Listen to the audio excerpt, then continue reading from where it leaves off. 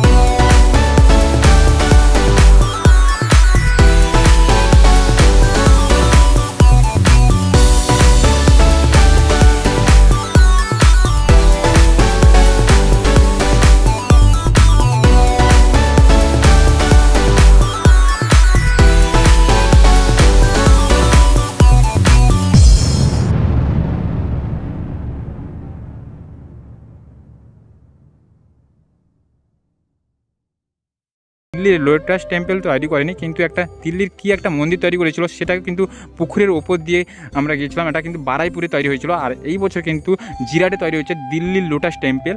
সামনে ভেতরের দৃশ্যটা খুব অসাধারণ লাগছে, বাঁশের স্ট্রাকচার পুরো পুকুরের ওপরে তৈরি করেছে, বেশ কিন্তু একটা আকর্ষণ হতে চলেছে। এবং যে সমস্ত দর্শনার্থীরা আসবে তারা কিন্তু এই রকম ভেতরের স্ট্রাকচার রয়েছে, অর্থাৎ ভেতরে তিনটেখানে সিঁড়ি রয়েছে, তিনটে সিঁড়ি স্টেপ বাই উঠে তারপরে এরকম একটা ঢালু টাইপের করা রয়েছে, ঠিক সেমভাবে এইরকম করে এই দিকে দেখতে পাচ্ছি যে পুরো লোটাস টেম্পলের ভেতরের দৃশ্যটা দেখো, কত সুন্দর স্ট্রাকচার তৈরি করেছে। এখন কিন্তু যে ফ্রেম অর্থাৎ যেটা তুলো কাঠের ফ্রেম বলা হয়, যেটা বাটাম দিয়ে ফ্রেমটা তৈরি করে, সেই রকম ফ্রেমটা কিন্তু স্ট্রাকচারগুলো তৈরি করেছে।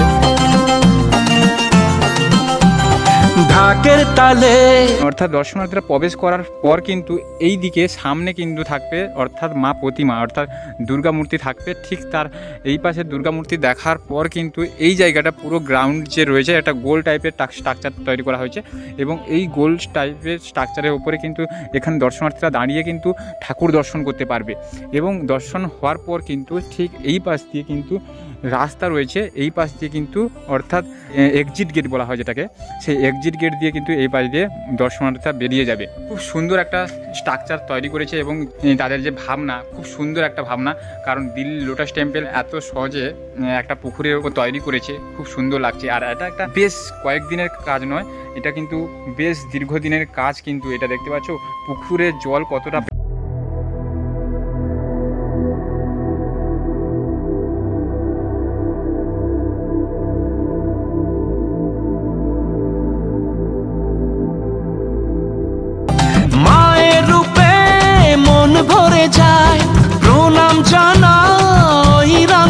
ওপরে একটা গোল মতন স্ট্রাকচার তৈরি করেছে এবং এই গোল মতো স্ট্রাকচারে কিন্তু একটা ঝাড়বাতি মনে বসবে। আর সামনে কিন্তু দেখতে পাচ্ছি লাইট দেওয়া রয়েছে, কারণ এখানে দিন রাত ধরে কিন্তু কাজ চলছে। মাত্র আর 1 সপ্তাহ হাতে রয়েছে এই দুর্গাপুজোর প্যান্ডেল কিন্তু হাতে ছাড়তে।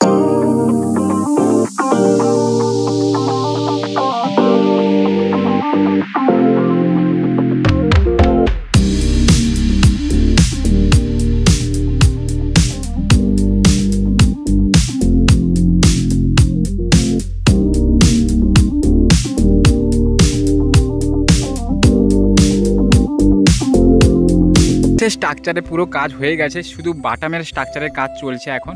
পুরো পদ্ম ফুলের স্ট্রাকচার তৈরি করেছে, দেখতে পাচ্ছ এইরকম পদ্ম ফুলের যেরকম পাতা রয়েছে সেই পাতা টাইপের দেখতে পাচ্ছ করছে, এবং পদ্ম ফুলের যে কুঁড়ি টাইপের সেটা কুঁড়ি টাইপের থাকে ঠিক সেমভাবে সেটা করেছে দেখতে পাচ্ছ। এবং পদ্ম ফুলের এই একটা পাতা খুলে গেছে, যেগুলো পাতাগুলো এরকম উল্টানো রয়েছে দেখতে পাচ্ছ, সেই রকম স্ট্রাকচার করেছে এগুলো।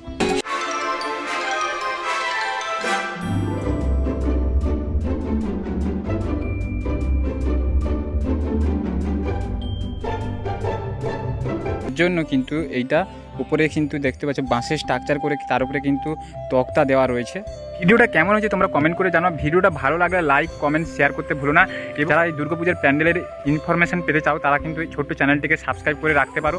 আজকের ব্লগটা এই পর্যন্ত, নেক্সট ভিডিও আসতেছে কিন্তু অন্য কোনো এক দুর্গাপূজার প্যান্ডেল নিয়ে।